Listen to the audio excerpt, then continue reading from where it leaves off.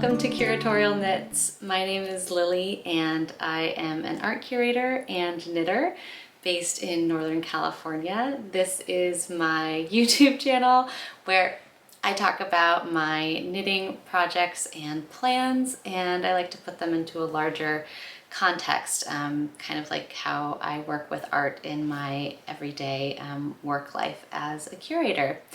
If you're new here, welcome. This is a really fun day and episode, and I'm really excited you're here. And if you've been here for a while, thank you so much for coming back, and I'm really excited to share with you all today. So it's a pretty full day. I'm actually, or like film moment, I'm gonna be splitting some of it up. So if you watched the last video, I was preparing to go to upstate New York to the Rhinebeck New York Sheep and Wool Festival. I did. It was fabulous. And I am going to be separately filming a little recap about that, which will be at the end of this video. I'm getting ahead of the game though, because there's just so much to talk about. I have my very first pattern, which I've launched, and I'm really excited to discuss. I have a lot of updates on finished projects and also a few new pieces in the works and a plan that I'm really excited about and haven't really given voice to, and I'm looking for feedback on as well. So lots to get through, and we can just dive right in. We'll start with the top. We'll start at the top. This is the beginner's welcome hat. This is the hat that I designed almost a year ago in anticipation of teaching 12 of my closest friends how to knit. It has turned into my favorite hat pattern, and I really love it. And over the last couple months, I worked with some incredible testers to take it for a spin. They were really helpful in a few recommendations, and also just the talents were just amazing. It is a really flexible piece and pattern, and I'm going to get into it now. It is live on Ravelry and on Etsy. The link below is in the description box. You just push the little arrow button and you can find a link to the pattern.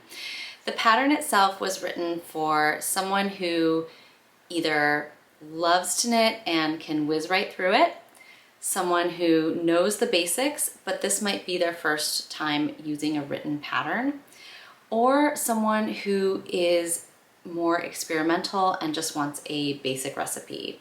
I really think it's accessible at all of those levels. It does include 3 different tutorials. The first tutorial is my way of doing a tubular cast on, which is a little bit different than some others that I've seen, but I think is really suited to this project, and I'll go into a little bit of my reasons why. And there's also a tutorial on how I like to do my 1x1 ribbing.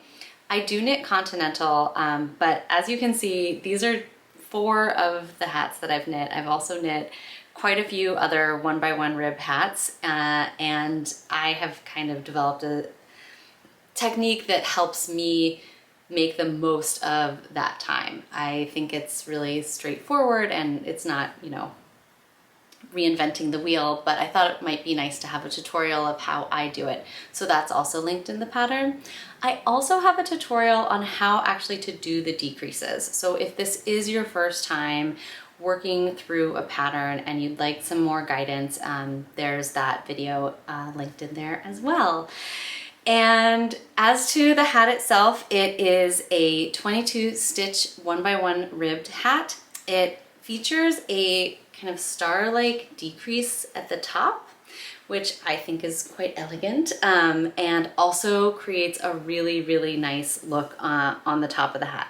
So I usually like about 1.5 to 2 inches between the top of my head and the end of my hat, but it's super flexible, and there's actually an extensive description on how to know how long to knit your hat in the pattern as well.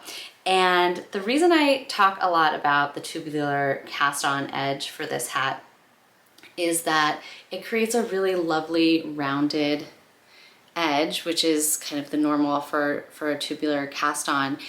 And because the hat is knit holding one strand of silk mohair with one strand of worsted weight yarn, the worsted weight yarn, a wool yarn, as we know, it has a lot of elasticity in it. It's super stretchy, but having a silk yarn that you're holding alongside, something that's really sturdy and can also be a little bit tight, allows us to use what would normally be a looser bind off on an edge like this, so it doesn't actually flail out and stretch out. Instead, it keeps it nice and taut while maintaining that fluffy round edge, so it feels really good on your head. So you could wear it untucked or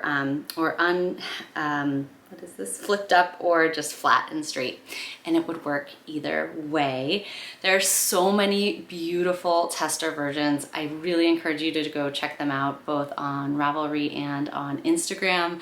I'm super, super delighted and really, really just proud and impressed, kind of overwhelmed by just seeing how everyone's interpreted and expressed themselves with the pattern. And like I said, it's very straightforward. I'm really happy with the results. I have all of the details about the different sizes. There are 6 sizes in the pattern. My 4 samples all reflect one of each size. And it is truly a instant gratification knit, a great first timers knit. I will say the combination of the worsted weight and silk mohair makes it pretty indestructible. I am really excited. My kids will never destroy their hats again. And it's also a really nice way, again, to express a really special yarn. So speaking of yarns, all 4 of my samples are made using Ritual Dye's worsted, which is called Elder. It's a Ramble wool from New Mexico, and it is incredibly sturdy and soft. I really love it, and it's paired with the Faye, which is their mohair silk blend. What I really like about this pairing is that it is quite hardy, and also I feel like it does really well with blocking.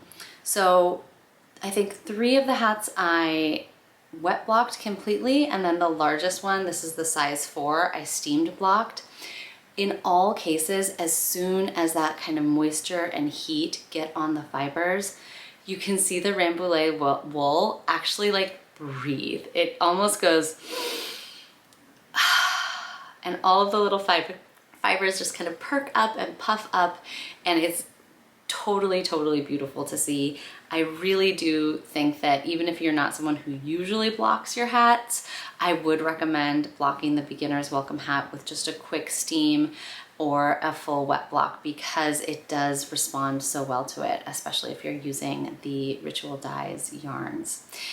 I mentioned 6 sizes, baby, toddler, that's 1, child size, and then adult sizes 1, 2, 3, and 4.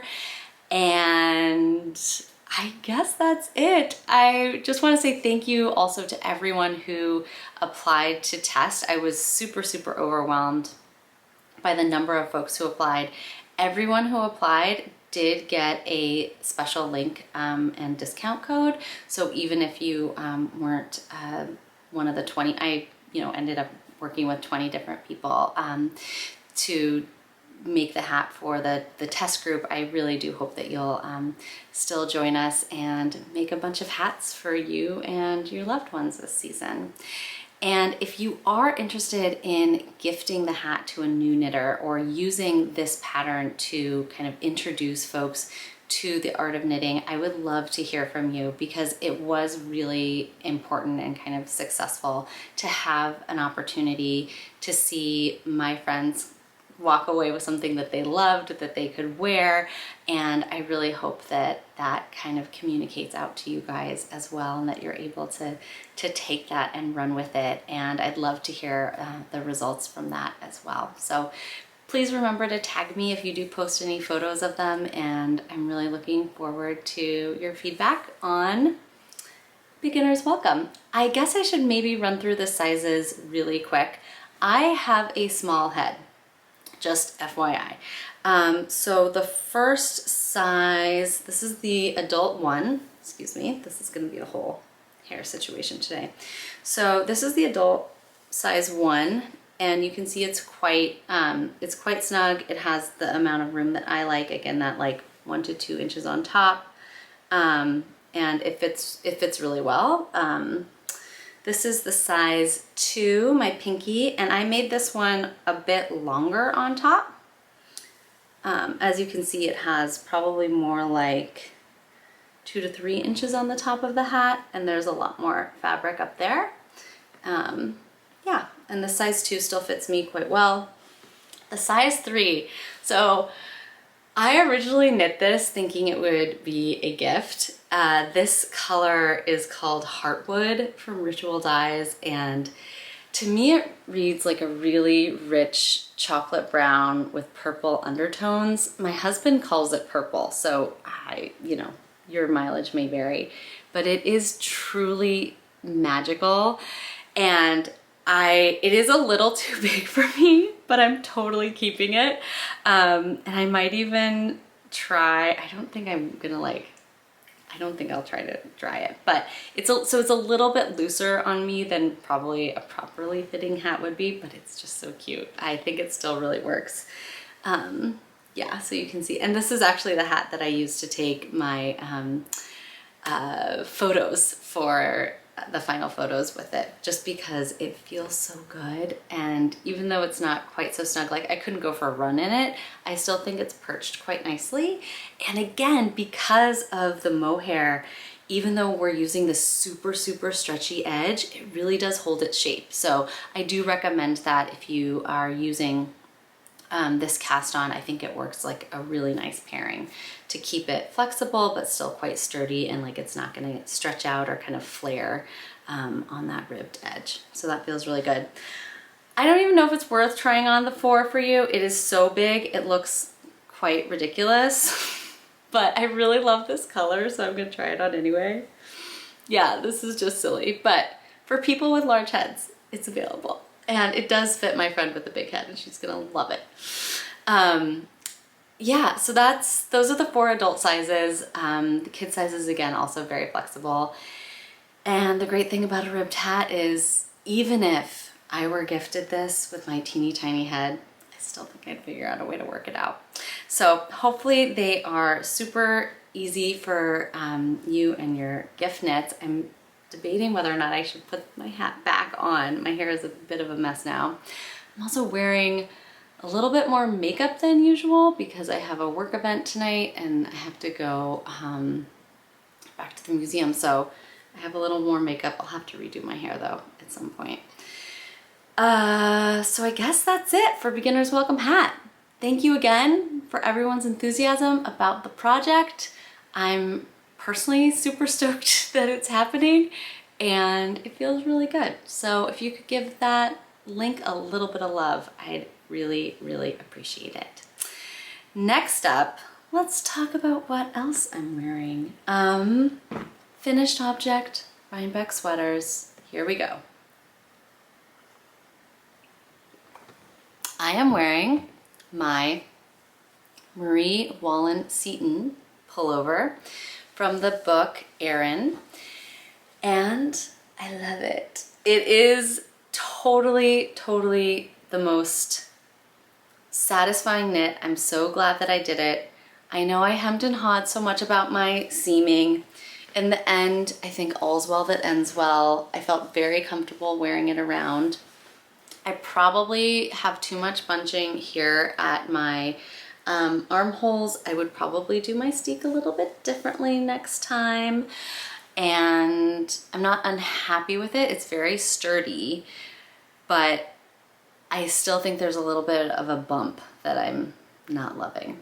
I also really do like the length, and I was totally incorrect in my reading of the pattern. I thought that the pattern, the way that the arm chart was written, I thought that it was written bottom up, but guess what?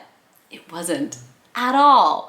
And increased sides were actually decreased sides. So for everyone who gave me amazing advice about how to pick up the sleeve, apparently that's what Marie Wallin wanted me to do as well. I just misread the pattern.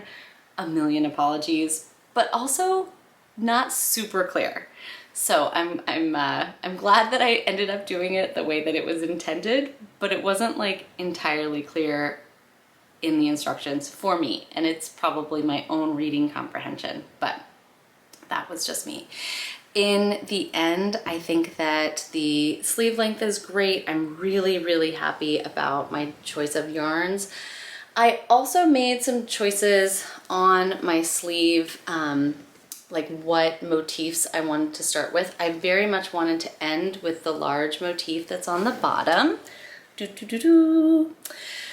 But I was a little concerned if I started with the motif that was up here, it was gonna kind of run together. So instead I was worried that the sleeve would then be too long to include this full repeat at the bottom, which I quite wanted to do. So instead I just skipped this one and moved straight to the pink one and started there and then continued on down. My decreases are not that ugly, actually. I think I was able to stay fairly well in pattern, and I actually think that looks quite neat, or at least intentional, which it was. And I really, really enjoyed wearing this. It is quite heavy. Today is a nice day of it. We just got our first little burst of sun, but it was a really kind of super foggy, misty, and rainy day for most of the day here, and so it's actually a nice weight to wear today. The yarns that I used were mostly scrap yarns. There's a huge variety. I used some of the Sandnesgarn Peer Gynt. I used quite a bit of a DK from Hello Stella Fibers. That's this light color here. I used some Corey worsted, which I was very happy to say puffed up to really match the other two yarns, which are a bit more hefty. Corey worsted in the skein, and as you knit with it, feels much thinner than its kind of end result. So it puffed up really beautifully to kind of fill everything in. And was that all the different brands? Oh, and then, yay, my farm yarn from Rhinebeck last year is all of my ribbing, and I'm so glad I used that. It's really structured, but also just feels so nice and soft, so it can really hold up and frame the rest of this sweater. I'm really glad that I went with it, not just because I think the color matches so beautifully so it's basically a way of kind of matching all the colors in the sweater. But in addition to that, it also gives me an opportunity to have like a really set frame. So I'll insert a couple photos of me wearing the sweater out and around at Rhinebeck. But basically it's cropped and square in a way that the bottom still really very much, that bottom wide ribbing really holds it up. And I think that that's really helpful and intentional with the pattern and makes it a lot more wearable as well as a garment. So that you get that negative ease standing out from the body at the bottom, and then this really nice fold here on your drop shoulders at the top. In terms of the color selection, which I did get a lot of feedback on, and I really, really appreciate your kind words. Thank you all so much. I did, I think, put together a bit of a palette, but there were moments where I really swapped those out. So you'll notice perhaps, I always knew I was going to be doing this gradient here, which matches the bottom motif. So you can see that brown into light brown into white, which is mirrored by the dark blue to mid blue to light blue, and then back out again. So that I knew I was pretty much set for. But there were a couple other places where I had intended to use a different color, and then as I was knitting, I thought, maybe not so much. The place where that happened the most dramatically, and I think actually it turned out to be one of the most successful portions, is right here in this kind of floral motif. What I had intended was for the greenery that I have going here through the middle, I had intended those green spots to be above and below. Here, maybe it's easier to see Aha, yes, that's easier to see here. So instead I kept these, the dark or kind of mid-toned blue. It's the same mid-toned blue from here, and then added the green to go through the middle. And then instead of going to white, I used this really bright green in the middle, just for that one little stitch. And I think it was super effective. It's probably the thing I'm like most nerdy excited about for the entire sweater, is that there's this one really bright, kind of quirky moment, but by putting that really light green next to the dark forest green, it really lightens up the entire row, and I think it helps you get greater contrast between the reds and the green itself, the darker green that is, because there's that little shock of almost neon. It really kind of tricks the eye and brightens the whole midsection of the motif. So that's a little nerdy color theory for you, but it was a really fun part of this pattern and one of the reasons I love it so much. For my second color work finished object, I think I might go pop it on. So just wait one moment because I do just love wearing it. I'll be right back. This is the Celeste sweater by Petit Knit. And this was also so much fun to make. I think I did the entire yoke in a weekend. Like, it's just complete potato chip knitting. It's a lot of 1x1 color work. Here, I'll get a little bit closer so you can check it out. And then I think I mentioned this last time, but I did end up adding a fifth color to this color work section, and I'm so glad I did. It really creates this kind of necklace effect that is kind of, you know, what we're looking for. And the really bright round of blue just really does that. I was a little nervous about using it so sparingly, but I think that it kind of worked out. And I'm trying to think if there's other things I didn't talk about with this. The fit is classic petite knit, oversized sweater. It's a really easy to read pattern. I do really like the fit on the shoulders, and I really liked the increase rate. I have a couple other colorwork yoke sweaters which are kind of touch and go in terms of how much the like the rate of increase fits my shoulder width, and the way that you get these kind of folds. Sometimes they really work, like I think this works quite well, and sometimes it can feel quite tight up here. So for me, this works really, really well for me and my body type. I think it was the right fit. I'll also note that the short rows come later, which I think helps this out a lot. So there's no kind of puckering in the back, which I have in my other colorwork sweater, which I love the sweater, but the Festive Doodle has some short rows before you get to the colorwork yoke, and I think that it doesn't quite do the job. So that's just something to kind of keep in mind. I think a pro for this, for me personally, and my body type.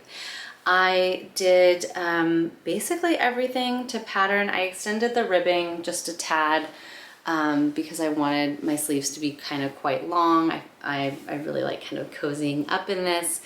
The intention of this sweater was to wear it with a really bright orange skirt that would call out this really bright orange here, and some cobalt tights where I would call out the really bright cobalt blue here.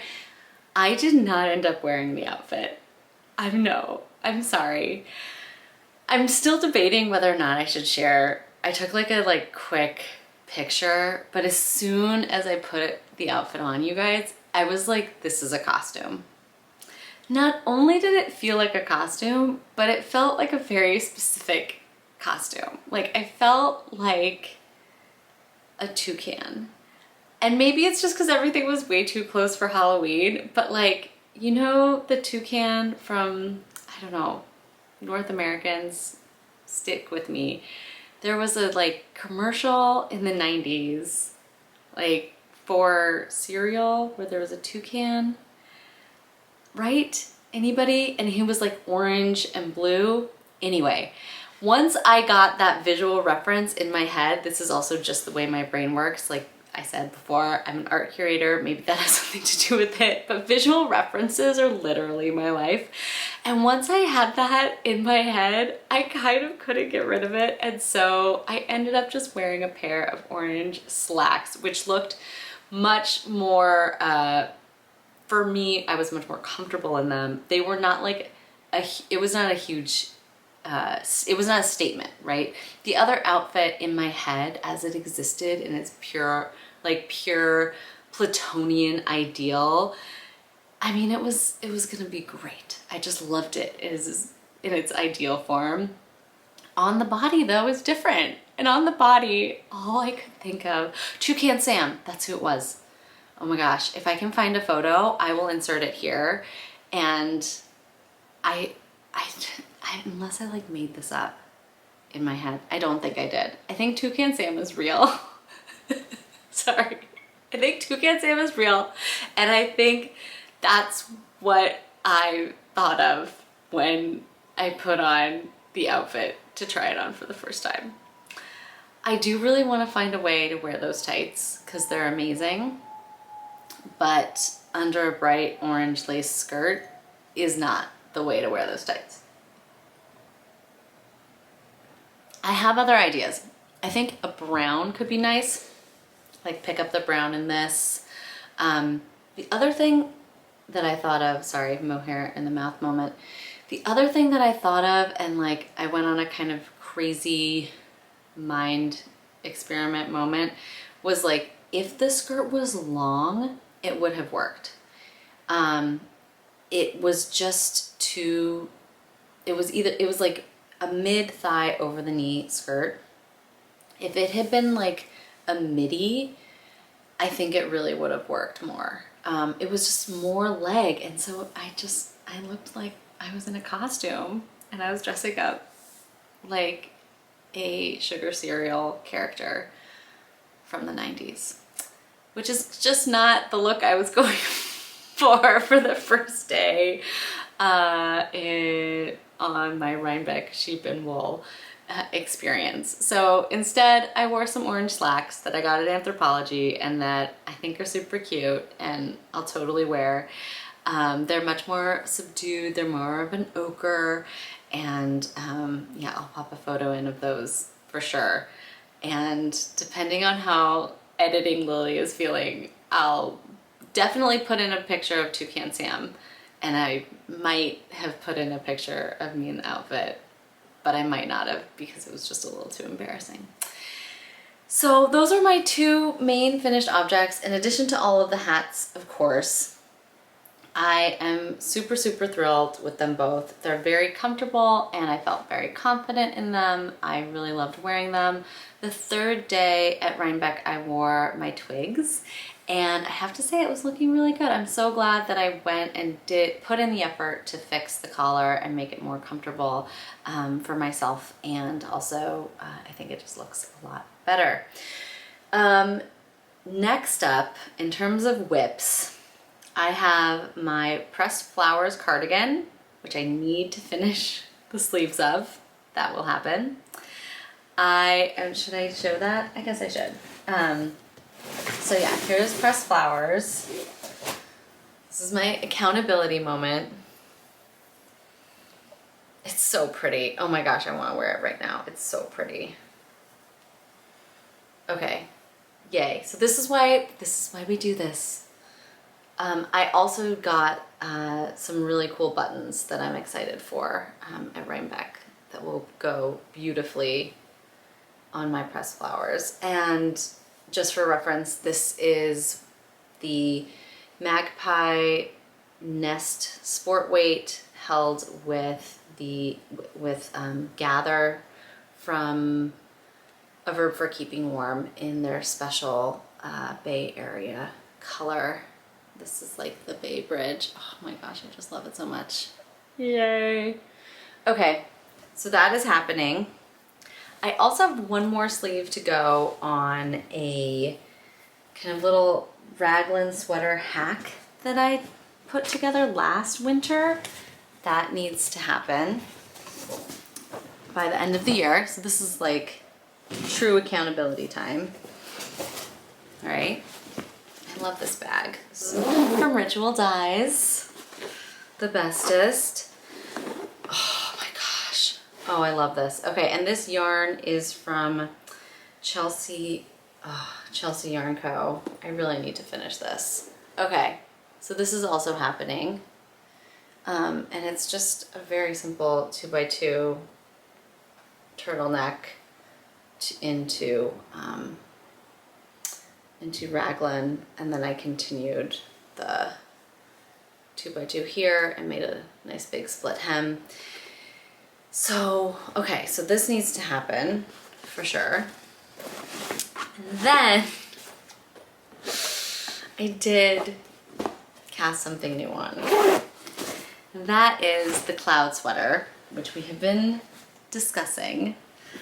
And oh my gosh, you guys, this is the cloud sweater in Big Birdie in the color marooned.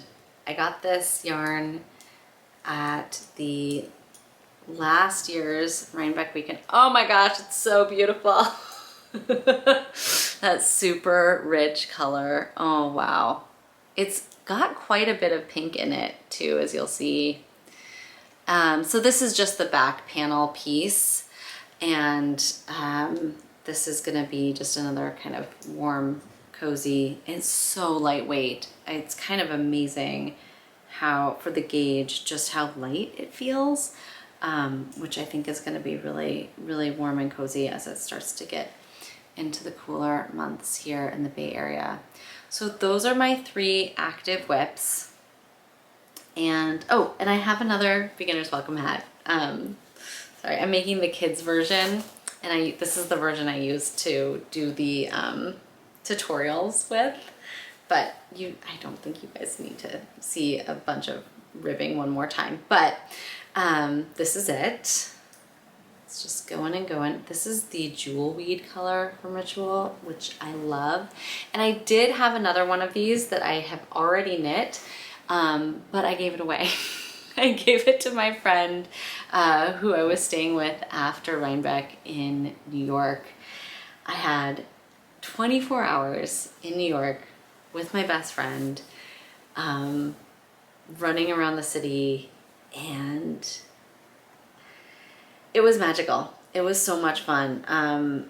It was weirdly short, but it was really, really significant. She lives really close to where she and I used to live, and when we lived together, and then where my husband and I lived for many years on the Upper West Side in Manhattan. And sorry, I'm getting kind of like almost emotional thinking about it. It was such a special day. She has this amazing dog, and I basically will do like a full Rhinebeck recap with Megan. I'll tell you about that in a second. But basically, after Megan dropped me off somewhere random in New Jersey, I was like rushing to get to my friend in New York because we had theater tickets, and like as soon as I pulled up to her place, like she and her dog like welcomed me, and we like ran to the dog park, and we like got iced coffees, and like it was just instant. It was like instantly stepping back into a life that I had lived for many years, and it was really special. And you know, Natalie and I have been friends since college, and that's 20 years ago. And so when you have those kinds of friendships and relationships where you can just kind of walk alongside each other through life, it's just really special. So anyway, how did I get there? Oh yeah, so she is one of my hostess gifts to her. I gave her this hat. She looks amazing in it. Texted me a photo of her on one of her walks with the pup in Central Park. I'll pop that up right there. That's my beautiful friend in her beginner's welcome hat. But I am making another one in the same color for my son because he really loved that bright orangey red. His favorite colors are lava colors. He is 5 years old and he loves volcanoes. So this is the perfect color for him. So that's my only other whip.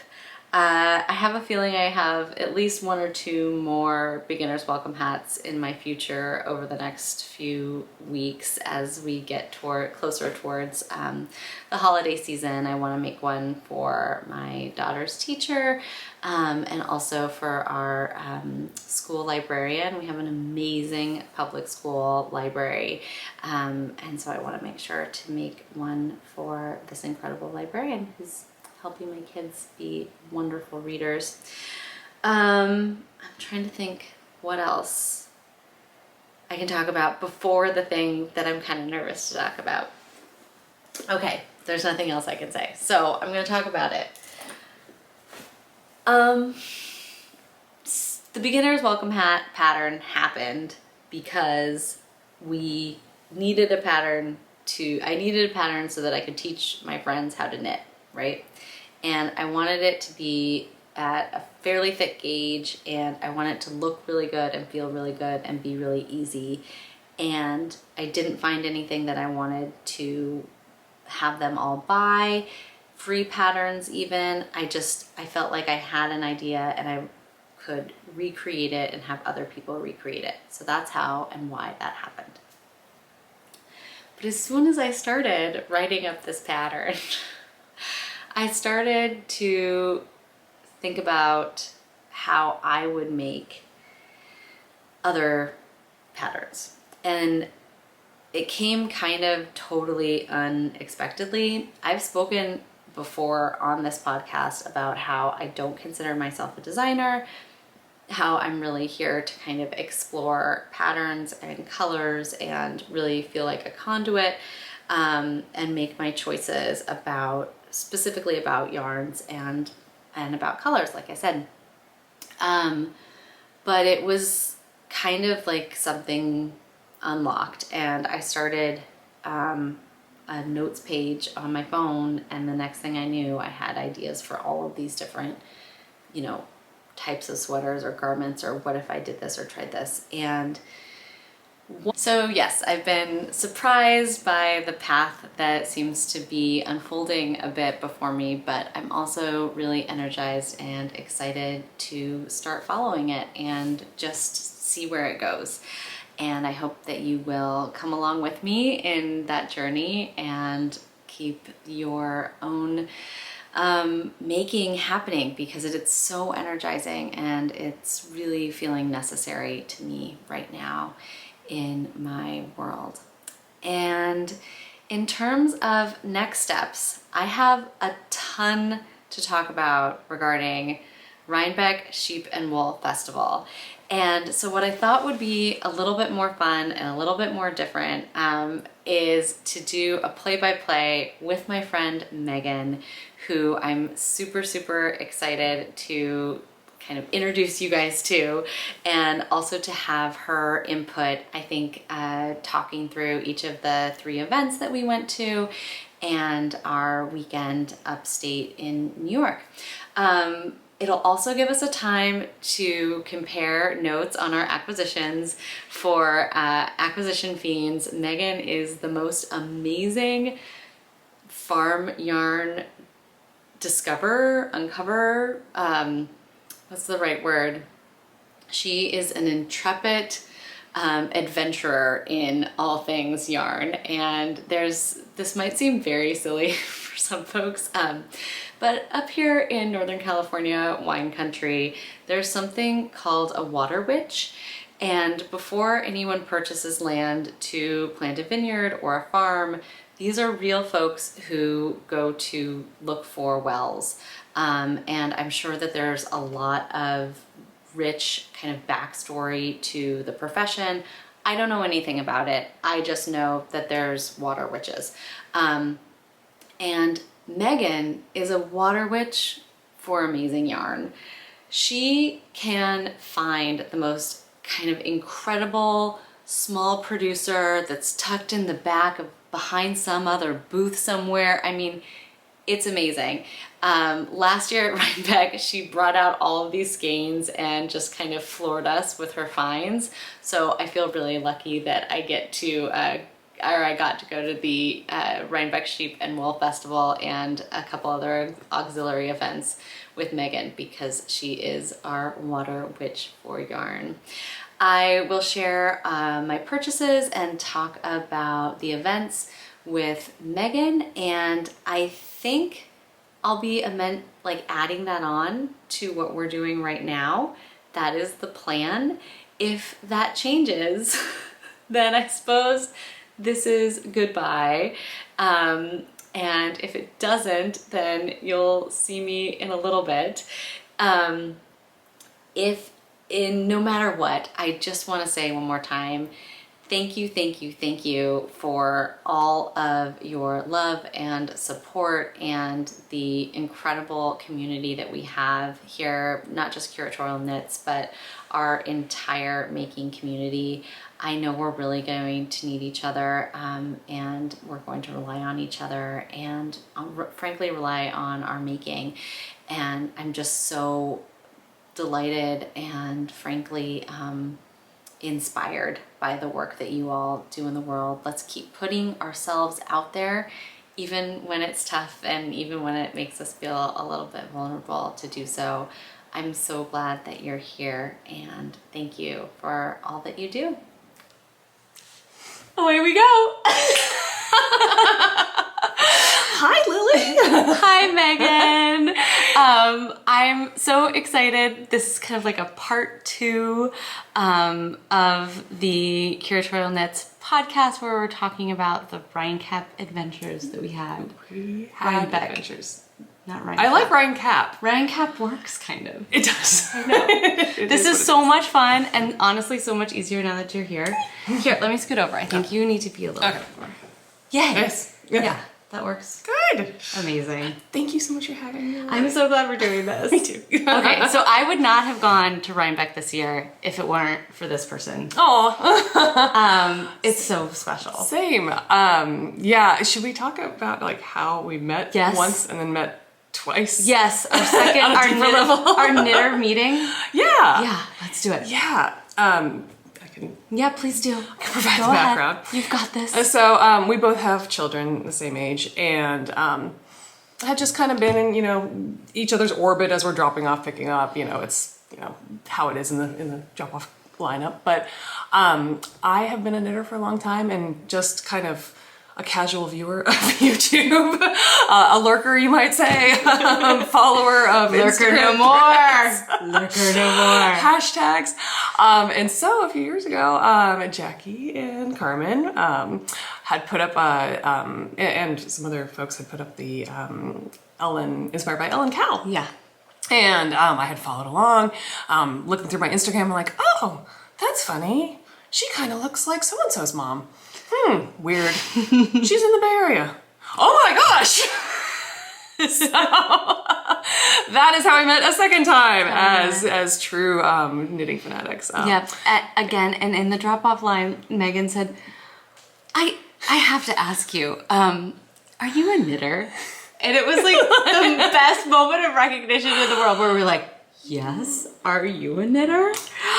And she was wearing a Nutidin sweater. So I knew she wasn't just like a casual, I made my friend a scarf last Christmas. No, this was someone who was deep. At a level. Yeah. You'd stay up. Yeah, that's true. Not just the scarves. No. Although the scarves are wonderful. We love scarves, and we love casual knitting. Also delightful. But if you're watching a knitting podcast, you're probably a little more into it. So it was a delight and a joy. Yeah. I've never had a knitting friend in person, which Same. has been fantastic and lovely. Same. And so from there we've gone on 2 adventures to Rhinebeck. I know, it was so special. Yeah. And I'm so glad we got to do it together, and we even flew out on the same plane this year. We both took a red eye, which I don't know if I will. I'm not gonna say I'm not gonna do it again, because I might have to do it again. Right. I had a work event the Thursday before, and I was like, well, I still want to go, so I guess I'm taking a red eye. That's how it goes. I think some logistics will be tweaked in the future. Well, we're going to plan it this time. That helps. I think should we book an Airbnb a little farther than 3 weeks out? Pro tip. Considering. Yeah. I'm going to Rhinebeck. Otherwise, 2025. Yeah, you might have some other hurdles to get over. Yeah, that's a good way of putting it. But yeah, it came together really. I mean, we were kind of humming in the summer. It just like wasn't going to work out with schedules, and then like at the last minute, some things came together at work for me that had me in New York City at the same week, and then you also had some things kind of fall into line. Yeah, and it worked out. We went and had a blast. We really did. We had too much fun. Yeah. So started us off. We flew in. Yes. Red eye. Not a little delay, not too bad. No. Not too bad. Yeah. So we got into Newark. If you're flying in, there's really two airports, Albany or Newark, and started driving up. I think my takeaway from this trip, everything took about 2 hours longer. Yeah, it's a lot of driving. I think also California makes you think that driving, I don't know, it's just a different, everything looked a lot closer, but it was just as far away. It was like, I felt like we were going half the distance, but it took twice as long. Yeah. Than like if you were going to drive from here to San Jose, it was the same as driving from like our Airbnb to New York Sheep and Wool, which was supposed to take 20 minutes, but actually took the same amount of time as like every time. Yeah, every time. Every time. As a cross bay haul. Yeah. But having said that, we really, enjoyed ourselves immensely when we got to where we were going. And I would say even the ride was fun. The ride was super fun. And part of it is for us being West Coasters who both used to live on the East Coast, there's an exoticism to the fall colors and like being with someone like Megan who will totally sit there and let me just like go on and on about the different colors of ochre and orange, and then in turn be like, but what about that really rust colored tree we saw? Like, that is the dream.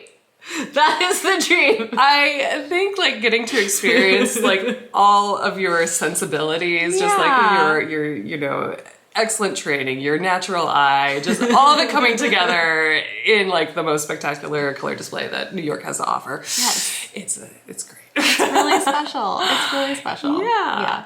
So we fly in. We land in Newark. Plan to go to Cake. Yes, that was first on our agenda. We were going to try to do both Cake and Wallin Affair on Friday. So we flew out Thursday night, arrived Friday morning.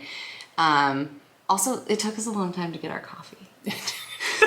I mean, I'm not giving us excuses, but like we weren't going to leave the airport without proper coffee. It was a little less efficient than we expected. Yeah, I mean, I've tried to like piece out where did we lose like 3 hours? It was only supposed to take 2 hours to get from Newark to the city that Cake Palooza was in. It's true. It went away. But we also took care of ourselves because we had been on a red eye. Yeah. I don't know that we actually had a proper breakfast, but we definitely stopped for lunch and regrouped.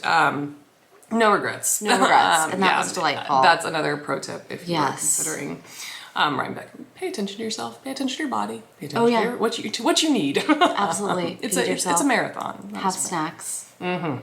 Hydrate. All the things. But we finally did make it. We went to. Did we go to? We checked into our place first. No, we went straight. And we were glad we did. Wallin Affair. So we went straight to Wallin Affair, and we were there for like the third, like the second to last. The middle session. It was not at all crowded. No, it was beautiful. Like just a gorgeous day. The weather throughout the weekend was spectacular. Only a little bit on the warm side if you are a person who likes woolly wools, but none of the rain of last year, none of the really, really cold temps. But that day was probably like weather-wise just It was beautiful. So pretty. An apple orchard, a cidery. I know. Really well run. I Yes. think there were, you know, you had your time slots. They had parking, accessible parking if you needed it. And yeah, 8 vendors. 8, I think. I could be wrong. Don't quote me on that. But I could have used 2 more vendors. I am hoping that next year they'll be able to get some more. But I don't know if they had space for it. That's so true. It was like one of those things where it was like, maybe the reason this is so nice is because there's so few kind of things happening. You could really take your time. Yeah. You could talk with people. Just lovely. chilling out after, you know, a red eye. Just like being able to sit down and good food. Oh, there was that great, there was kind music. of a cafe, there was live music. I think all of that really added, it was a great entry to this space. Yeah. Like to the whole weekend, I think. It was really, really, really nice. Yeah. So Yeah. what did we... Oh, well, first we went and saw Melissa and Carmen and Jackie We did. at the Sonder yarn booth. Yes. And that was really fun. And I got to see the Lux Sport in person, which I was really, really excited about. Sonder was actually my kind of like key, That's what you wanted to key get booth, to. Yeah. because that was like, I have never been able to really see it in person, and it's just so lovely. And like Melissa has such a gorgeous color sense. I And know, such her palette is amazing. and like her, like the yarns she chooses are just like, they're just so unique. And yeah, and it, in person, it was just like everything I'd hoped for.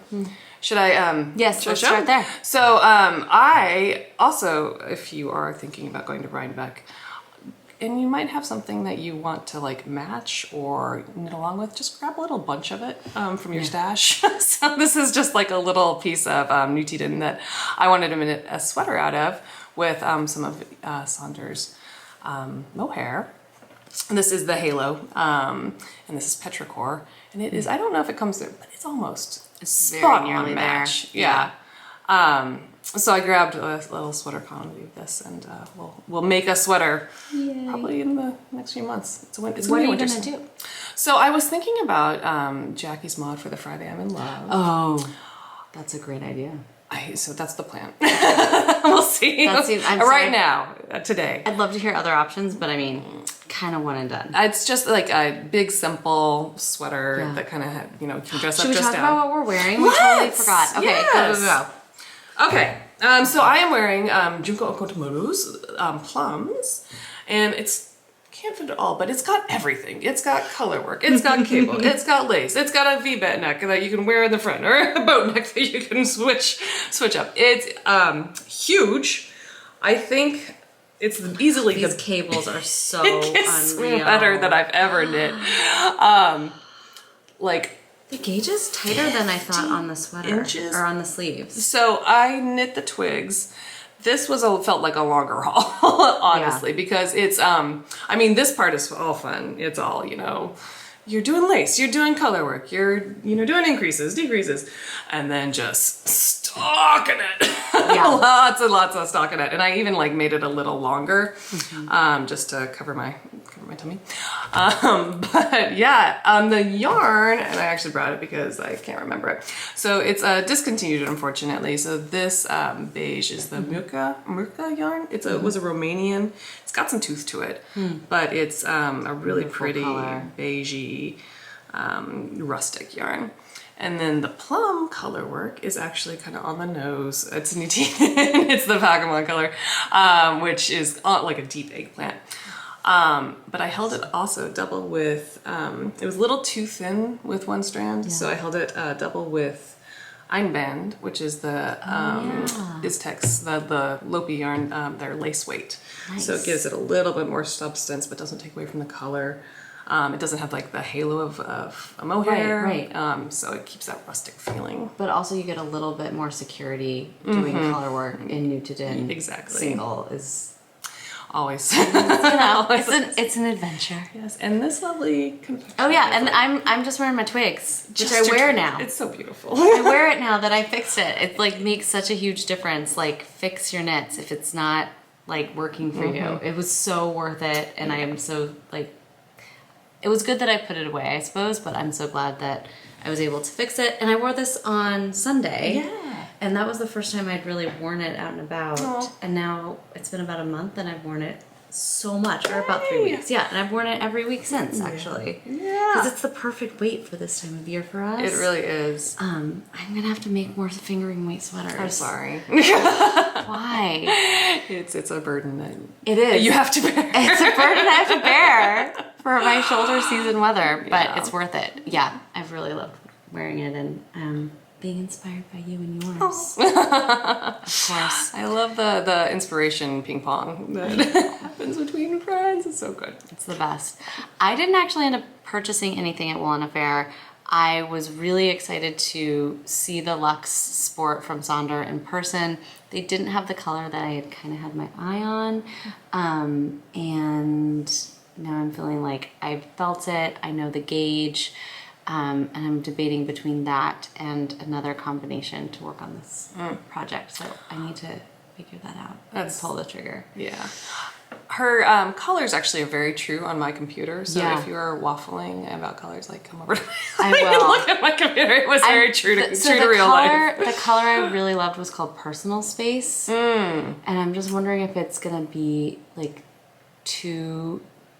there's like a kind of like the gray undertone.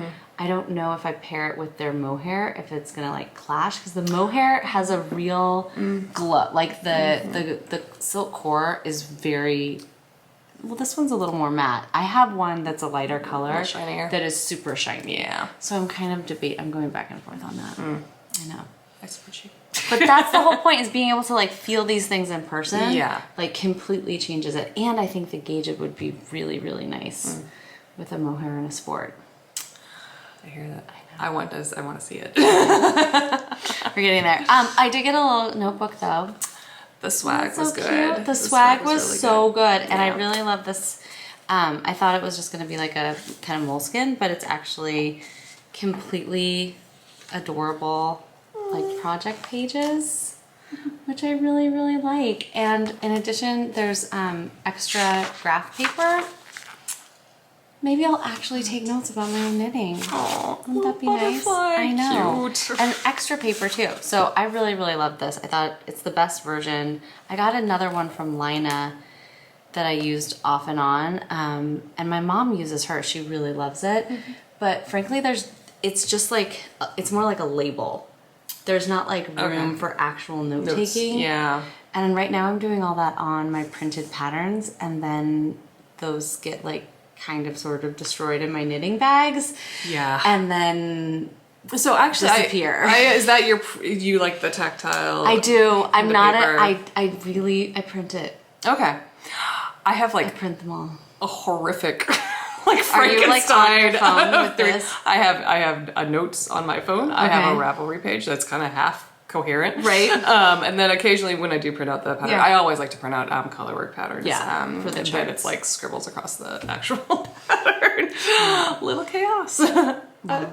Whatever works. Maybe I should go to a book. That would. I like the idea of it being in one place. It does seem cool, right? Right. And then I can go back to it. Yeah. Best laid plans. We'll see. We'll see. 25. All right. And then we were sitting there after our delightful time in the tent and squishing lots of beautiful yarn, even if we didn't purchase more of it. And then we went to the cafe and we got a cider, and it was so nice. We thought maybe we should come back. So we did. So we did. There were still a couple tickets for the evening adventure or whatever it was. Yeah. And so we were able to go back to our Airbnb and kind of clean up a little bit and then turn around and go back. And that was really fun. It was fun. It was really nice. Got to spend a little bit more time with Carmen and Jackie. Hi, Carmen and Jackie. And And that's when they finally convinced this one to come on the podcast too. I was gently bullied. Ever so gently. Ever so gently. And thanks to that evening, you have us both here today. All right, to Carmen. To Carmen and Jackie. Cheers. Cheers. Teacher, the best. And that was really nice too. We met like new people too. Yeah. And that was really delightful. Yeah, it's like I met Kristen from Cozy Made Things, and she was absolutely loving her husband Dean. It was just nice to like make connections for people who are I don't know, just, I mean, the internet connections are real. The Yes. internet connections can connect you to real people in real life who live in your same city. Yes. And I think it's just so much more amplified in like these fun events where like everyone, you know, is there. It's good. Yeah. It was really nice. Yeah.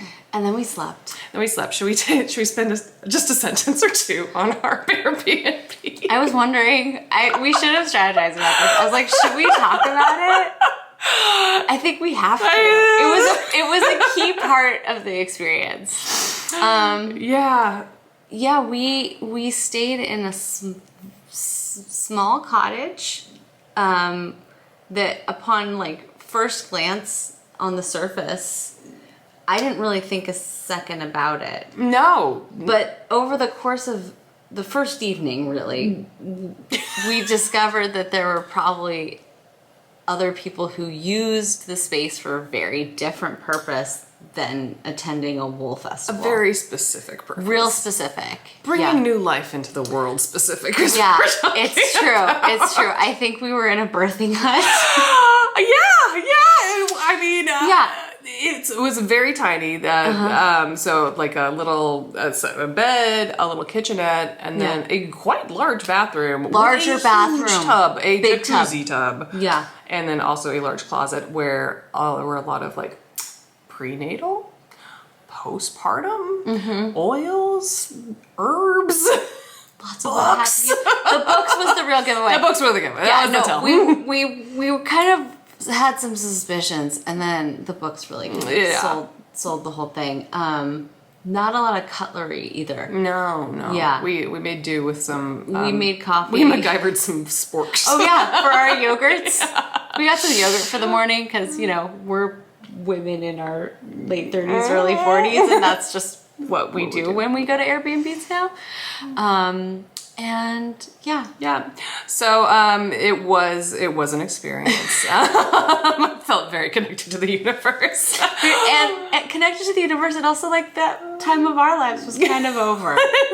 We got some good affirming moments of like, yep. Probably not gonna do that again. But it was memorable. It was part of the journey. So again, if you're going to Rhinebeck, book early. Book early. Yeah, book it early. Or you know, if this is your vibe, get in touch. Let us know. Let us know if you're in the market for a birthing hut in upstate New York, because we got a line on one for sure. Oh my gosh, I'm worried about the battery. All right. We are going to talk about Saturday. I just want to double check that the battery's okay. Just a second. Pause. Okay. Back. We've MacGyvered a battery attachment on top of a Finding Dory giant puzzle and a sneaky snacky squirrel game. We make do. We make do and we make it happen. Not proud that they were both just lying around in my living room, Yeah, but that's part of it. It's like That's part of the vibe. Okay, so Saturday, the day, the big day. We I don't think we pushed ourselves really that hard that morning. We just kind of like we did some stretches. we did our stretches. We did some I think it served hip us well. mobilization and shoulder stretches for me. Yeah, it was worked nice. I think let's see. I definitely brought clothes to be healthy and to exercise. Did not touch them. Did not touch them at all. But yeah, we got a good start. I don't think we were screamingly early at all. I think we got there probably around 10, 11. Yeah. We were staying on the other side of the river, so we did cross a bridge. And it was probably a little busier that morning than it had been last year. For sure. Yeah. And we got a hitch. Yeah. It was beautiful. It was gorgeous. And busy. I was very worried about, so I wore my Seaton, and I was very concerned about how hot I was going to be. And I didn't need to be. I think like it was nice. It was perfectly fine. Yeah. Yeah. It was kind of depending on your sweater content. Shade or sun probably would make a big difference in your comfort level. Yeah. But yeah, I wore this. Again, it is 50 inches across, lots of ventilation. So I was high. But yeah, it was beautiful. And again, really busy. I think a lot busier than last year. So much busier. Even the Saturday, like I heard Sunday was chiller, but like Saturday to Saturday, I would say there were at least 50% more people. Yeah. It was packed. Yeah.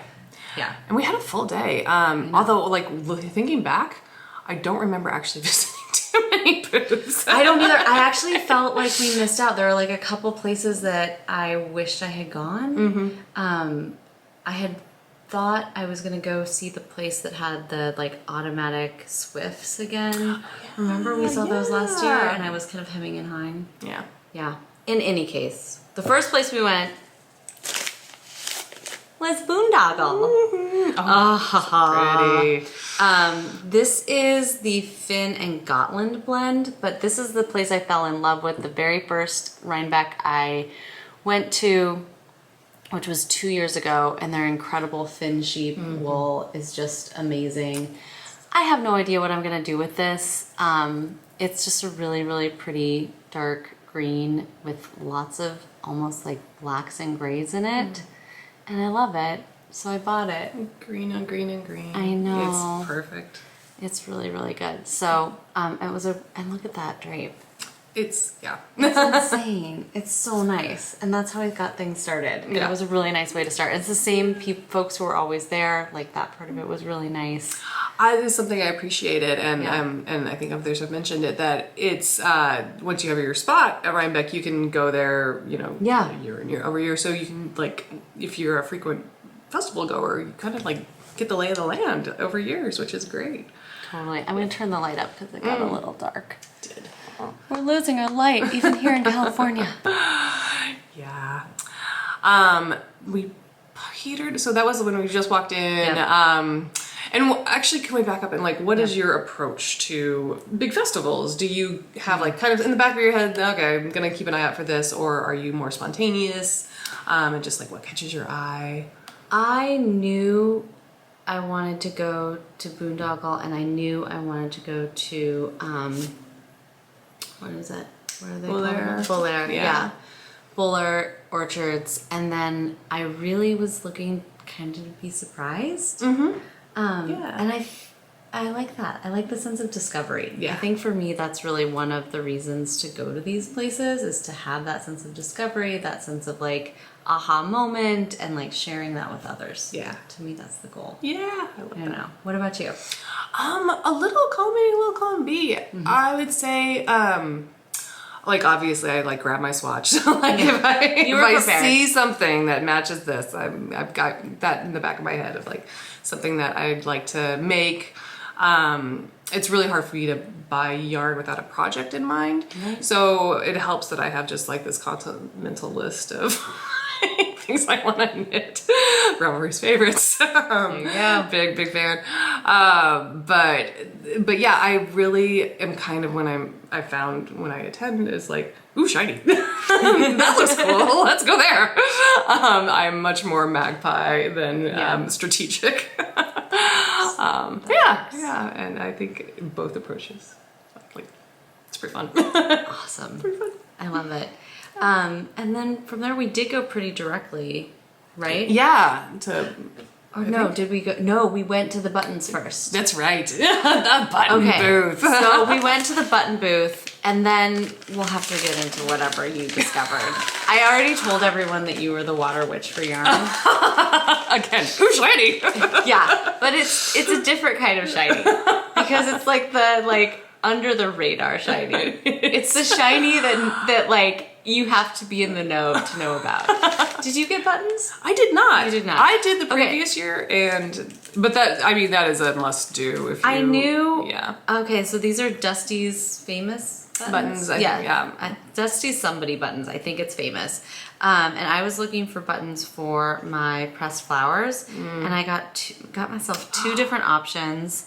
This is the kind of dusty rose, like pink. there it goes, which I think would be really, really lovely with that marine layer. And then if I want to go a little bit more basic, I have this one, which is like, yeah, oh, pretty. That worked out nicely. And then as I was checking out, I saw these really cool diamond shaped mother of pearl buttons, which I had just never seen before. No, those are beautiful. Isn't that so cool? And I picked it up, and then another gal next to me was like, oh, that's just what I needed. And I was like, oh no, I feel bad, and now I'm gonna have to give this to her. And then I saw another one, I was like, you can have them too. Everyone eats tonight. Everybody gets one. You get a diamond shaped button. Is this gonna focus? No. Oh, there you go. Anyway, they're very cool. They're a little sharp, but they're rounded on top.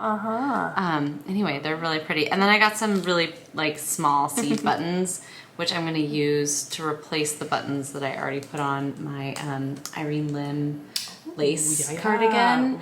I like these better. I know they're so tiny, but I think that's the right for that piece. Yeah, very delicate. That booth is so much fun, and you could lose hours there. I know, I could have been there forever. It is. But then I looked up and I realized that you were gone because you had reached across. We were in. Okay, so let me set the stage. We're in the button booth. The button booth is where we are. Yes. But there's on one of the sides is another booth with a little opening. With a little opening, and who should kind of peek their head around the corner and say, well, what's that? Okay. And I she's fondling something in the corner, and then she's just gone. Gone, yeah. And so then I go to find her, and this is what she's holding. This is a very bouncy, this is beautiful orange yarn. This is a 2-ply. I don't want to get too like wonky. This is where we get wonky. But you know, if you're familiar with ply, 2-plies are usually a little bit more flat. They have kind of like a bend and a wave. I mean, really beautiful for lace work. But 3-plies are usually like a lot more bouncy. You want them in cables because they poof up. 2-plies don't look like this. This is the roundest yarn. Not even 3-plies look like that. No. This is like a cylinder. It's like a cylinder of yarn. Yeah. It looks more like cord or something. Yes, and it's so bouncy and so soft. The lady at the nice booth, halo on it too. Right? Yeah. So the lady at the booth was so generous with me, kind of like reaching over, like in her checkout area. And so this is called.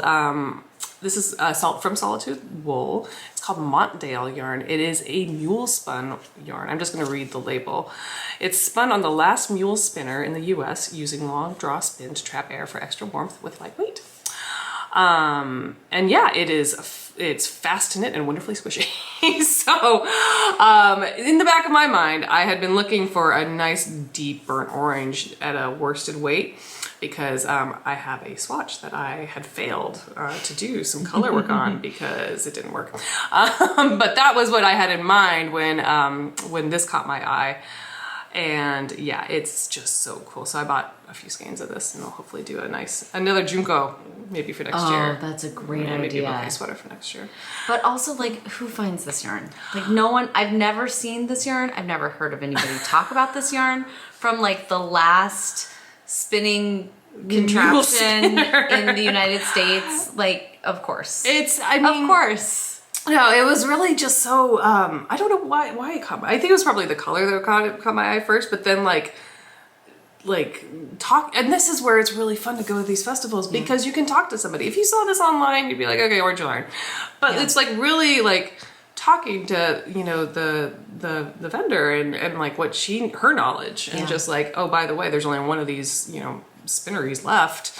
And hey, this is just like 2-plies, and this is what can happen. It's so cool. It's so cool.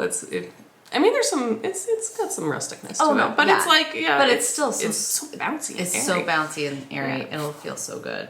Yeah. I'm really curious to see what it's like after blocking too. Yeah. That'll be really cool. Yeah. Amazing. But next to the button booth, so if you go next year, they'll be there. There's crowds among the button booth and these guys. And so from there we went to Wallin. Yeah. And this is where we ended up the last day at Rhinebeck on Sunday last year. Yeah. And so we had to get there first. And I picked up, I love that they call this paper birch because this is exactly what this color looks like. It's just incredibly, it's a warm beige white. Yeah. It's not a like creamy yellow tone at all. No. It's so pretty. This is their 2-ply. It's DK weight and it's 370 yards. And I'm so excited. I want to make a squishy cabled cardigan, like a classic white cabled cardigan. That will be amazing. I know, and I think I have enough. I did. I got the extra skein, so I'll be able to pull through on it. I don't think I'm gonna do the book. What was the one that the book club? Book club. Yeah. I don't know why. It's just not calling to me. But there's a lot of other options out there. There are many cabled cardigans. I know. I know. And that was just such a fun booth to, because we really, I feel like we know the folks now and like I know what it's going to be, but I don't ever really know what that season's sheep are going to look like and feel like. And I really played around with the grays, but I think that the cream is kind of where it was at for me. That was one where I was like, ooh, I knew that they were running out of the darker yarns. Right. And I'm like, I'm glad that I didn't like get the trigger finger like antsy, like I wasn't gonna, because I thought their lighter yarns were just spectacular. Yeah. This is an worsted weight. This is shagbark hickory, which is like this beautiful like brown gray, very heathered. And I'm gonna make myself a comfortable vest, I think. Maybe like a turtleneck, mock neck. I love it. Haven't set on a pattern yet, but that's what I have in my brain. But yeah. Oh, it just feels so good. It's really good. It feels so good. And then I kept going with the lighter neutrals, which is kind of not usually my zone. And I got a bunch of like fully white Pullover Sport from Bare Naked Wools because I couldn't stop touching it. It's 350 yards, it's 2-ply, and it is like oh, it's like heaven. It is heaven. Like it feels really fire. it has a stickiness to it of a rustic yarn, but it honestly feels like a superwash merino. Yeah. But sticky. Yeah. Does that make sense? No, it's just like the most perfect. It's like the perfect balance. So I'm really excited to do a bunch of color work with this. Yeah, that's my plan. Stellar. I'm stoked on it. Yeah. And that's all I did on Saturday. Oh, that's true. Okay. Except actually the thing I've used the most, that's right, which is this incredible bag. I love this. It's so gorgeous. It's so And this good. is where you were like, you saw it. And it was I did. like, it was hidden away a little bit. And, now it's my favorite. That's like, the one. I cast on one sweater in this, and then I've been trying to work on another one, and I was like, well, I guess I'll have to switch out my bag. That's how you know it's a really good bag. Right? Because nothing is scrunched. There's plenty of room, but it's still small enough that it can fit in my work backpack, which is like key for me as a knitting commuter knitter. Yeah. And yeah, I love it. It's got 2 big pockets. And a zip top. Nice for those. And I just I wrote down, but now I forgot where this is from. It was at the Prado Delano That's booth. right, Prado Delano. And they also had a lot of woven textiles too. So you could get this this wool, this plaid textile separately. Yeah. Which was really beautiful. Yeah.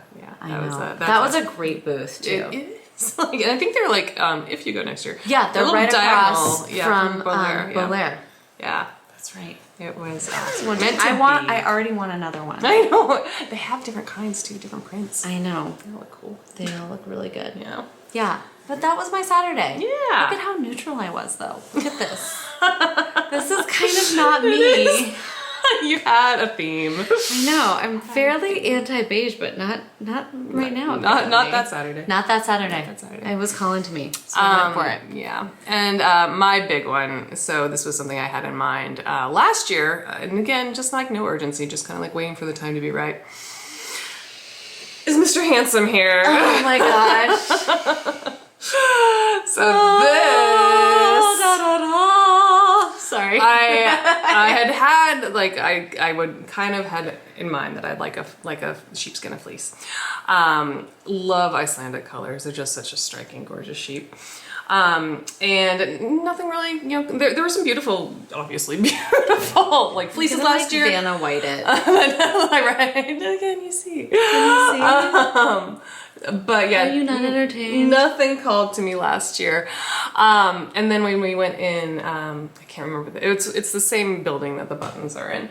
I did like a cartoon double take, just like, it was just there, and it was like, it was so love gorgeous. at first sight. It was Pretty actually, much. okay, it was like watching two people fall in love. I felt like I was in a romantic comedy, and Megan just like walked up to it and went like this, and looked over at me, like with the look of just like pure, I've found him. I've found the one. I did. And you had. It's so good. Yeah, it's just this gorgeous, Look like, at this curl. I mean, all of the locks are, so the black, the gray, the white, it was just kind of everything that It's I was also a hoping really for. blue, silver, like it's not just gray and white, it has a lot of like full, like saturation of color, I feel like. Yeah. So the shepherd is Frelsey Farms. They are in Maine. They also have dogs too. So if you are looking for some cute fluffy The cutest dogs. Icelandic shepherd dogs. Yes, which I hadn't heard of the breed, but they are very Yeah, I've adorable. done some research. They're really cute. So maybe next year Don't we tell come. my husband. Don't come up with a fleece. Come up with a puppy. Yeah, I'm gonna bring my kids and leave my husband at home, and then we'll come back with a fifth member of the family. So there you go. It has it. Rhinebeck has it all. That's it all. But yeah, but that was my big. And we're done. Honestly, I feel like it belongs right here. I understand. I just don't know how you're gonna be able to get it home. Because this is where it should be. It is just Feels so good. It looks good on you or against your. I know. No, but like this is right. Yeah. It is perfect. I Yeah. can't deny it. I can't deny it. She found the one. Megan found the one at Rhinebeck. Did. Let's see. And then that night was great. Pizza party. Pizza party. And knit Tons of night. Fun and knit night. Knit nights are great. Best. Like- And tarot card reading. Late night. It was fun. It It was really fun, and love to all who were there and Yes, just thank like you. spent just shared your energy and love and beauty. It was a really wonderful night. You know who you are. Very special. Very special. Yeah, and then Sunday. Oh, so this was funny. So we were like, I think we gotta, so you had to get back to Manhattan for work the next day. I was going to Manhattan to meet up with a friend who had tickets to a play, so I wanted to be there by 7. Yeah. And so we were like, okay, and we needed to return the car in New Jersey. And so we had a day, and we were like, well, instead of going back to the fairgrounds, we'll go to this I felt like I was at a pre-show for a very famous singer or something that they would do at a club. Sure. Yeah. Do you know what I mean? Yeah, It felt like an insider's event. It's not. It's wildly Very public. open. It's it's at a park. A beautiful park. So nice. Yeah. What a great end to the trip. But I thought it was going to be very casual, and it was very casual. And then it got very serious. I mean, okay. Let's set the stage. Beautiful park along the Hudson River. Yeah. And you just kind of saunter up. It's like a very normal park. It's got Excuse me. Sorry. What happened was not normal. What happened? What happened when we got there? I walked in and I was like, oh, this is nice, but maybe not for me. I went and got a coffee. Yep. Yeah. I feel like it took a second to realize what we were in the middle of. I know. It's like the brain couldn't process it at Well, first. also the first skein. So this is we should say it was Jill Draper's Yarns pop up, which is at a public park on the Hudson River. It was absolutely a perfect day too. So beautiful. Her mom catered it. There were deviled eggs and like mini delicious cookies. cupcakes. It was Bagels. perfect. Yeah. It was like divine. It's like all of the chaos of a crowded festival environment just gone. Yeah. Just a beautiful, peaceful morning with people just looking over beautiful yarn. Yeah. Very, very beautiful. So chill. What a great capper. But also, I think the first things I saw when we walked in were these like mega hanks, you know, these like giant things of like DK weight yarn that was kind of variegated, and I was like, yeah, that's really cool. Oh my goodness, how cool. First one. Not really what I'm gonna be working on. I'm gonna go get a coffee. And then I walked back through more things. I was like, oh, well, that's really interesting. Wait, what's that over there? And then the next thing you know, I was trying to decide between like 5 sweater quantities worth of yarn. So I don't know much about Jill Draper. Like I know her name, nothing. but she's badass. She's just like whatever floats her interest. Yeah. Ties it up, spins it up. This is cool. Let's make it happen.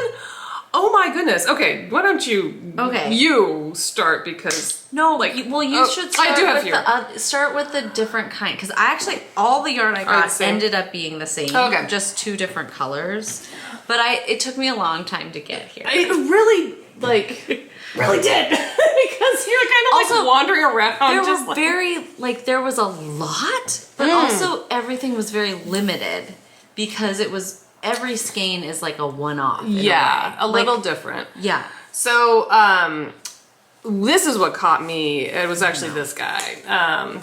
So this is High Plains. It is a 100% superfine merino. It feels so soft. It's insane. I'm not usually a merino person. I mean, I have knit with merino. I literally, Megan goes, I think it's too soft for me. I think it's too soft. Love knitting my daughter stuff with this. She's like, you need an itch factor. I do. She's like, it's just too soft. So this was like really? the thing. Like Lily's like, you could make a sweater for yourself and it's soft, and I'm like, what? What madness is this? Me wearing something super soft? I'm thinking back. I don't think I've knit myself anything soft for many, many years. But anyway, I ended up with a sweater. Look at this. A sweater quantity of this, which is called malachite. And it's really just, it feels just I'm gonna soft hold and it up lovely. to Go the ahead. thing, and Yes, I'm gonna point the light down on it. Because now it's probably evening. Well named. It's Look at that. This deep. Hi. We were too hot to handle. People tell The us camera- that all the time. Yeah. Because of our woolens. That's right. Our woolens are making us too hot to handle. Yeah, the battery overheated. Sorry. I'm not really sure. I've never gotten that warning before. But we were talking about Jill Draper. We were. And how you're going to make something soft for Something yourself. soft for myself. What that a you thought. will get to wear. Yes. So this beautiful malachite yarn. Got some for my daughter as well. Also the same base, but this is And a how nice much yarn little- is that? Is it like a pound and a half of yarn? It's so much. 395 yards.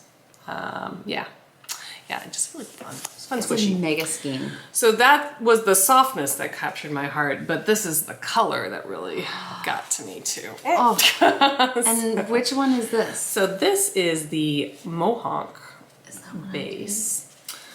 You might have some of this too. Yes, this is what I also got. Yeah. Okay, so I fell for the Malachi. No, buoy is the name of it, right? Okay, so I also fell for the buoy and I wanted it, but they didn't have any of the colors did that I not. was looking for. No. And Yeah. so I hemmed and hawed and I almost got something that was close but not quite. And then I was like, okay, I'm just not gonna do it. And then I fell in love with this lace weight yarn for a while. did, And I yeah. really thought I was gonna get a lot of that. And It then I was was- like, what was I gonna do with it? And I didn't really care at the moment. I was like, I just like it. Pretty. It was really pretty. But then I saw the mohawk as well, and I got 2 different colors. And her colors are crazy. They are amazing. They're amazing. I mean, really a lot of depth. And again, really like nuanced. these are both called antiqual, but you can see there's definitely a lot of variation between the skeins. Yeah. This is more green. It's in real showing life. up more though on the camera than I would say in real life. Wait, maybe Yeah. not. No, this is Okay, definitely those more are green. different. Yeah. But because the charge is so generous, you can definitely cruise through. Do a ton. So the sweater that I really just loved wearing, and I think it's gonna end up being one of my most worn sweaters, is that Celeste. Yep. Because it feels like a sweatshirt, but it looks like $1 million. She looks like $1 million in it. Thank you, darling. So I want to make a springy time one. Yes. And so for my main color for that, I got the Mohunk in this great Argette, which is a really, really light steel blue, wouldn't you say? Like usually yes. steel blue is much, much darker. It's like that washed out. And this was my personal favorite part of Rhinebeck. We had all of these skeins. No, that's the other color. Oh, it is? Okay, sorry. These are very close. They are. And so I think I'll be able to alternate skeins and have no problem Yeah. No, with this. you never catch it. But then this.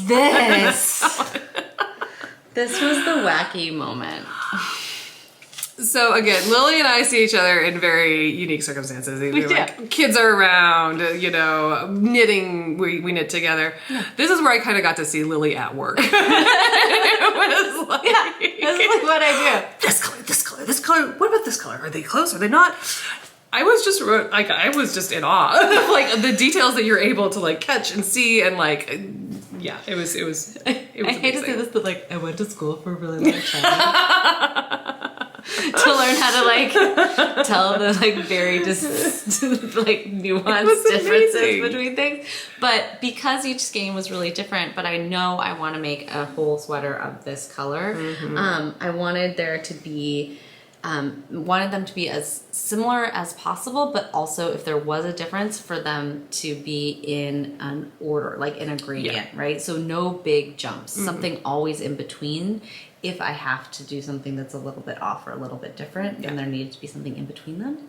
And so I ended up being able to do that. Yes. And that was really, really fun. Thanks to a very accommodating picnic table. A very accommodating picnic table where I just laid them all out and I played a little game. And I was like moving really them all around. Had a little audience for a while. It was like watching an artist assemble her palette. It really was, and that was what was happening. It was really fun. And this is the color Bearing, and it's beautiful.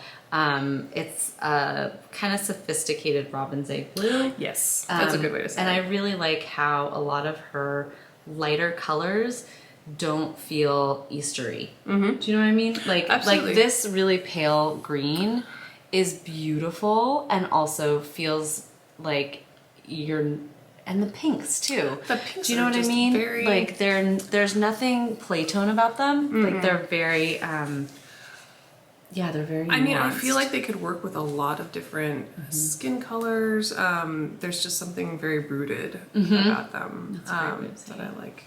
I really responded to. Yeah, so the yarn just leapt into our arms. Chill Draper, don't sleep on it. So great. And look at this bag. Yes! This is the cutest, and it's giant. So it's a good excuse to buy a ton of yarn at the end of Rhinebeck and then like have no idea how you're gonna get it home. It's okay. I checked. But if you are feeling overwhelmed, I forgot. More? No, I forgot we went to the pop-up, yes. That was so fun. Oh, that was so fun. Okay, so when my mom and dad were in Scotland, they went to the last couple summers. They went to Ginger Twist Studios in Edinburgh, and my mom got the most amazing skein of hand-dyed yarn there, and she made her beginner's welcome hat out of it. Yeah. It looks so good.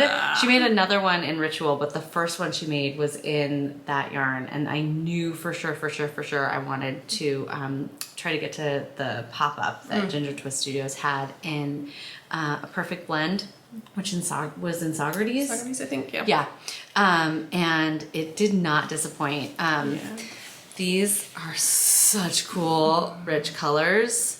And I ordered the bright red. Yes. So this is gonna be the palette for my Christmas sweater next year. I'm giving myself an entire year to do it. I think that's justified. Isn't that nice of Yeah. myself? Yeah, I'm like, yeah. good job, Lily. It's smart. It's smart. Yeah, Math. yeah, you know, giving yourself actual time to do it. But I mean, this maroon is killing me. It's so good, and with her really bright, like lipsticky red next to it, it's gonna look so good. It's gonna be festive. I know. Oh. And this was that was such a cute yarn store. It was delicious. Yeah, Yeah. it was really delightful. So we went there on our way, like out of town, basically. Yep. We're just like pop here, pop there, and spend You a got few something hours. there too, didn't you? I got tea. That's because right. They have They a do. beautiful selection of tea. That was so fun. What a great idea. Yeah. Anyway, and then we just like hung out at Jill Draper. I think there was enough, like we had a bagel for lunch. And No, I mean we were there. We were like, we'll swing by. it was just a drop. It was like yeah. a social call. I'm not prepared. No, definitely not. And I really want to go again next Oh, absolutely. year. I'm like already planning it. I mean, if you are really feeling overwhelmed or just need a chill out, this was just such a perfect wind down. Just like very easygoing, beautiful yarn, beautiful people, and just a very nice vibe. It was such a nice It was so vibe. good. It was great. Yeah. That And was- then we drove back. We did. We drove back. Again, everything took 2 hours longer than we thought. So And- ended up being on the road a little bit longer. And it was tight there at the end. I literally left. Kicked Lily out of the car, dropped her out of the car.